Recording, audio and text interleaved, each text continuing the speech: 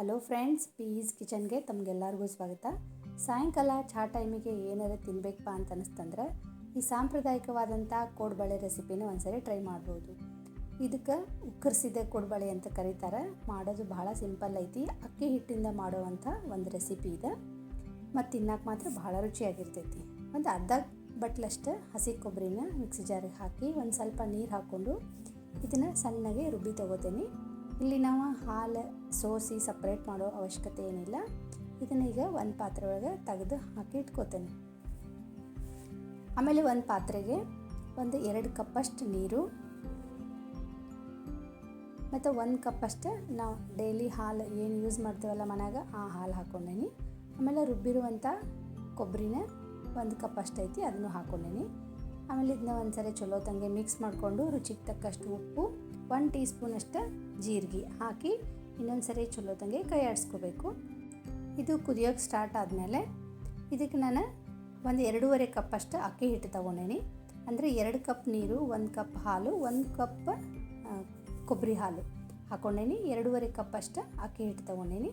ಅಕ್ಕಿ ಹಿಟ್ಟು ಸ್ವಲ್ಪ ಹಾಕ್ಕೊತ ಚಲೋ ತಂಗೆ ಗಂಟಿಲ್ದಂಗೆ ಮಿಕ್ಸ್ ಮಾಡ್ಕೊತ ಹೋಗ್ಬೇಕು. ಇದನ್ನು ಲೋ ಫ್ಲೇಮ್ನಾಗೇ ಇಟ್ಕೊಂಡು ಚಲೋ ತಂಗೆ ಮಿಕ್ಸ್ ಮಾಡ್ಕೋಬೇಕು. ಇದು ಒಂದು ಸಾಂಪ್ರದಾಯಿಕ ರೆಸಿಪಿ, ತಿನ್ನಕ್ಕೆ ಮಾತ್ರ ಭಾಳ ರುಚಿಯಾಗಿರ್ತೈತಿ ಮತ್ತು ಭಾಳ ಜಲ್ದಿನ ಮಾಡ್ಕೊಳ್ಳುವಂಥದ್ದು. ಇಲ್ಲೇ ಹಿಟ್ಟು ಮಿಕ್ಸ್ ಮಾಡ್ಕೊತ ಹೋದಂಗೆ ಇದು ಗಟ್ಟಿ ಆಗಬೇಕು, ಮೆತ್ತಗೆ ಆಗಬಾರ್ದು. ಹಿಟ್ಟು ಮೆತ್ತಗೆ ಆತಂದ್ರೆ ಕೋಡ್ಬಳೆ ಮಾಡೋಕ್ಕೆ ಬರೋಂಗಿಲ್ಲ. ಅದಕ್ಕೆ ಇದನ್ನ ಚಲೋ ತಂಗೆ ಮಿಕ್ಸ್ ಮಾಡ್ಕೋಬೇಕು. ಹಿಟ್ಟು ಏನಾರು ಮೆತ್ತಗೆ ಅನ್ನಿಸ್ತಪ್ಪ ಅಂತಂದ್ರೆ ಇಲ್ಲಿ ಇನ್ನೊಂದು ಸ್ವಲ್ಪ ನಾವು ಹಿಟ್ಟನ್ನು ಹಾಕೋಬೋದು. ನಾನು ಮೊದಲು 2.5 ಕಪ್ಪಷ್ಟು ಅಕ್ಕಿ ಹಿಟ್ಟು ಹಾಕ್ಕೊಂಡಿದ್ನಲ್ಲ, ಈಗ ಮತ್ತು ಇನ್ನೊಂದು ಅರ್ಧ ಕಪ್ಪಷ್ಟು ಅಕ್ಕಿ ಹಿಟ್ಟು ಹಾಕ್ಕೊಂಡೆ. ಅಂದರೆ ಒಟ್ಟು 3 ಕಪ್ಪಷ್ಟು ಅಕ್ಕಿ ಹಿಟ್ಟನ್ನು ನಾನು ಯೂಸ್ ಮಾಡೇನಿ ಅಂತ ಹೇಳ್ಬೋದು. ಅಕ್ಕಿ ಹಿಟ್ಟು ಹಾಕೊಂಡ್ಮೇಲೆ ಇನ್ನೊಂದು ಸರಿ ಚಲೋ ತಂಗೆ ಇದನ್ನು ಗಂಟಿಲ್ದಂಗೆ ಮಿಕ್ಸ್ ಮಾಡ್ಕೋಬೇಕು. ಮಿಕ್ಸ್ ಮಾಡ್ದಂಗೆ ಈ ರೀತಿ ಇದು ತಳ ಬಿಡೋಕ್ಕೆ ಸ್ಟಾರ್ಟ್ ಆಗ್ತಾ ಅಂತಂದ್ರೆ, ತಳಕ್ಕೆ ಅಂಟ್ಕೊಳ್ಳಿಲ್ಲ ಅಂತಂದ್ರೆ ಇದು ಕರೆಕ್ಟ್ ಹದವಾಗೈತಿ ಹಿಟ್ಟು ಅಂತ ಅರ್ಥ. ಈಗ ಇದ್ರ ಮೇಲೆ ಮುಚ್ಚಳ ಮುಚ್ಚಿ ಸ್ಟವ್ ಆಫ್ ಮಾಡಿ ಒಂದು 10 ನಿಮಿಷ ಇದನ್ನು ಬೆಂದಕ್ಕೆ ಬಿಟ್ಬಿಡೋಣಂತ. ಸ್ಟವ್ ಆಫ್ ಮಾಡಿರಬೇಕು, ಒಂದು 10 ನಿಮಿಷ ಬಿಟ್ಬಿಡ್ಬೇಕು ಇದನ್ನು. ಅಲ್ಲಿ ಮಟ್ಟ ಇದಕ್ಕೆ ಒಂದು ನಾ ಬೆಸ್ಟ್ ಕೊಬ್ಬರಿ ಚಟ್ನಿ ಮಾಡ್ಕೊತೇನೆ. ಇದನ್ನು ಕೊಬ್ಬರಿ ಚಟ್ನಿ ಜೊತೆ ಸರ್ವ್ ಮಾಡ್ತಾರೆ.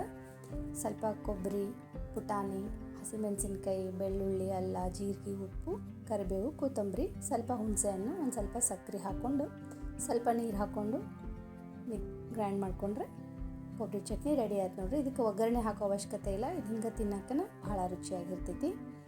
ಈಗ ಒಂದು 10 ನಿಮಿಷ ಆಗೈತಿ. ಹಿಟ್ಟು ಚಲೋ ತಂಗೆ ಬೆಂದಿರ್ತೈತಿ. ಇದನ್ನು ತೆಗೆದು ನಾನು ಒಂದು ಅಗಲವಾದ ತಾಟಿಗೆ ಹಾಕಿ ಇಟ್ಕೋತೇನೆ. ಯಾಕಂದರೆ ಹಿಟ್ಟಿದು ಆರಬೇಕು, ಇನ್ನೂ ಬಿಸಿ ಭಾಳ ಐತಿದೆ. ಒಂದು ತಾಟಿಗೆ ಹಾಕ್ಕೊಂಡು ಇದನ್ನ ಈ ರೀತಿ ಸ್ವಲ್ಪ ಸ್ಪ್ರೆಡ್ ಮಾಡಿ ಇದು ತಣ್ಣಗಾಗಕ್ಕೆ ಬಿಡ್ತೇನೆ. ಅಂದರೆ ಇದನ್ನು ನಾವು ಕೈಲೇ ಮುಟ್ಟುವಷ್ಟರೇ ತಣ್ಣಗಾಗಿರ್ಬೇಕಿದೆ. ಭಾಳ ಪೂರ್ತಿ ಆರಬೇಕಂತೇನಿಲ್ಲ, ನಾವು ಕೈಲೇ ಮುಟ್ಟೋಕ್ಕೆ ಬರುವಷ್ಟಿತ್ತಂದ್ರೆ ಸಾಕು. ಈಗ ನೋಡಿರಿ, ಒಂದು 15ರಿಂದ 20 ನಿಮಿಷ ಬಿಟ್ಟಿದ್ದೆ ನಾನು.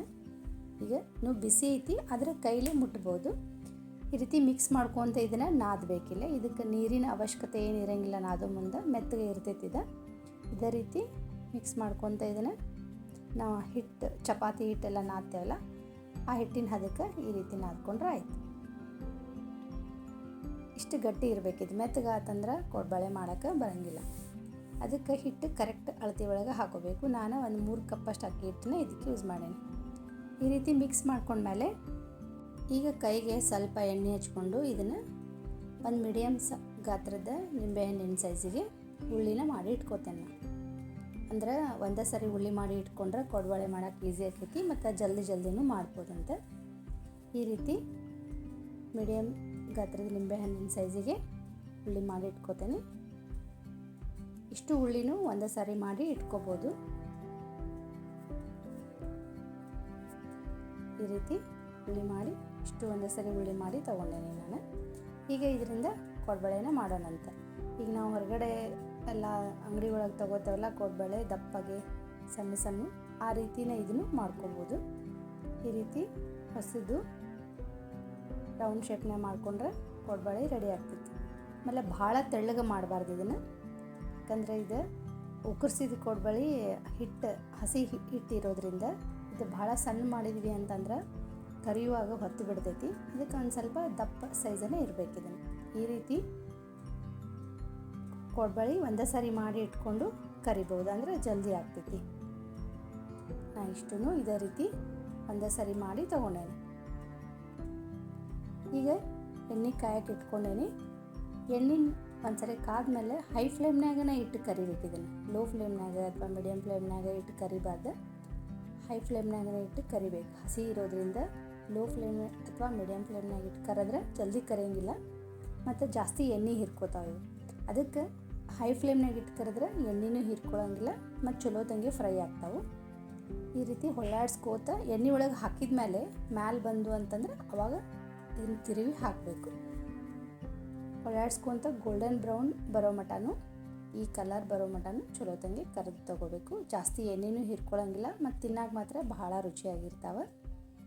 ಇಷ್ಟು ಮಾಡಿದ್ರೆ ನಮ್ಮ ಸಾಂಪ್ರದಾಯಿಕ ರೆಸಿಪಿ ಉಕ್ಕರಿಸಿದ ಕೋಡ್ಬಳೆ ರೆಡಿ ಆಯ್ತು ನೋಡಿರಿ. ತಿನ್ನೋಕ್ಕಂತೂ ಅಷ್ಟು ರುಚಿಯಾಗಿರ್ತೈತಿ ಮತ್ತು ಈವ್ನಿಂಗ್ ಸ್ನ್ಯಾಕ್ಸಿಗೆ ಒಂದು ಬೆಸ್ಟ್ ರೆಸಿಪಿ ಅಂತ ಹೇಳ್ಬೋದು.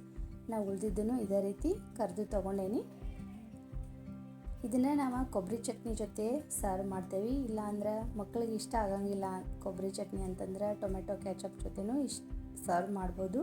ಇಲ್ಲಾಂದ್ರೆ ಹಂಗೆ ತಿನ್ನೋಕ್ಕಂತೂ ಭಾಳ ರುಚಿಯಾಗಿರ್ತೈತಿ. ಇದು ಯಾವುದೇ ಚಟ್ನಿ ಸಾಸ್ ಏನೂ ಬೇಡ, ಹಂಗೆ ತಿನ್ನೋಕ್ಕೂ ಬಹಳ ರುಚಿಯಾಗಿರ್ತೈತಿ. ಸೊ ಇದು ಎಷ್ಟು ಕ್ರಿಸ್ಪಿ ಆಗೈತಿ ಅಂತ ಹೇಳಿ ನಾನು ನಿಮಗೆ ತೋರಿಸ್ತೇನೆ. ಈಗ ಮೇಲೆ ಕ್ರಿಸ್ಪಿ ಒಳಗೆ ಸಾಫ್ಟಾಗಿ ಬಾಯಾಗಿಟ್ಟರೆ ಕರಗುವಂಥ ಒಂದು ಉಕ್ಕರಿಸಿದ ಕೋಡ್ಬಳೆ ರೆಸಿಪಿ ಇದು. ಸೊ ಈ ರೆಸಿಪಿ ನಿಮಗೆಲ್ಲರಿಗೂ ಇಷ್ಟ ಆಗೈತಿ ಅಂತ ಅಂದ್ಕೊಂಡೇನಿ. ನೀವು ಒಂದ್ಸರಿ ಖಂಡಿತ ಟ್ರೈ ಮಾಡಿರಿ, ತಿನ್ನೋಕೆ ಭಾಳ ರುಚಿಯಾಗಿರ್ತೈತಿ. ನಿಮ್ಗೆ ಇಷ್ಟ ಆದರೆ ನಂಗೆ ಕಮೆಂಟ್ ಮಾಡಿ ತಿಳಿಸ್ರಿ. ಹಾಗೆ ಈ ವಿಡಿಯೋ ಇಷ್ಟ ಆಗಿದ್ದರೆ ಲೈಕ್ ಮಾಡಿರಿ, ಈ ವಿಡಿಯೋನ ಆದಷ್ಟು ಶೇರ್ ಮಾಡಿರಿ.